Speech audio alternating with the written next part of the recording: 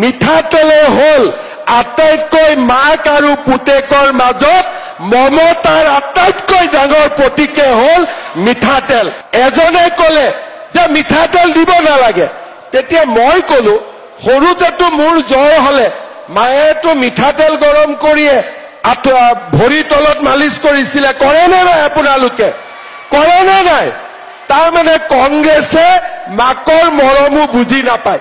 সব বাচ্চাক যেতিয়া বাচ্চাৰ বেমাৰ হয় আপোনালোকে গৰম মিঠাতেলে বাচ্চাক মালিচ কৰে নে নকৰে? মোক আপোনালোকে কওক, কৰে নে নকৰে?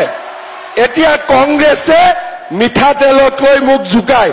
একদিন মিঠাতেল নোহোৱাকৈ দালিখন খাওকচোন, ইহঁতি একদিন মিঠাতেল নোহোৱাকৈ চব্জি এখন খাওকচোন। তাৰমানে মই এইটোৱে বুজিলো যে এই কংগ্ৰেছৰ মানুহবিলাকক তেওঁলোকৰ মাকে সৰুতে চিনি পাইছিল যে ই আগত গৈ কংগ্ৰেছে হ'ব, সেইকাৰণে তাৰ জ্বৰ উঠিলেও তাক তেলেদি কেতিয়াও মালিচ নকৰিছিলে।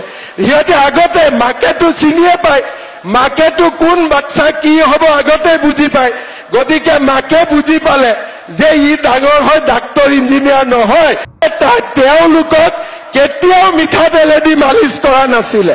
কিন্তু মই বুজি পাওঁ মিঠাতেলে হল আটাইতকৈ মাক আৰু পুতেকৰ মাজত মমতাৰ আটাইতকৈ ডাঙৰ প্ৰতীকে হল মিঠাতেল। আৰু সেইকাৰণে আমি যিহেতু আমাৰ মায়ে আমাক মিঠাতেল মালিচ কৰাই কৰাই ডাঙৰ কৰিছিলে, সেইকাৰণে আমি মাৰ মৰম বুজি পাওঁ। মই ঠিক কৈছো নে নাই কওক? মই ঠিক কৈছো নে নাই কওক?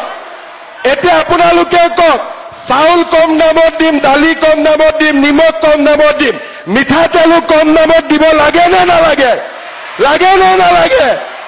কংগ্ৰেছী বিলাকক দেখিলে অলপ ডাঙৰ কৰি কব, ঠিক আছে? ইহঁতক দেখিলে অলপ ডাঙৰ কৰি কব, ইহঁতৰ চুইচ বিলাকত নটটো লুজ হৈ আছে, অলপ টাইট কৰিব লাগে।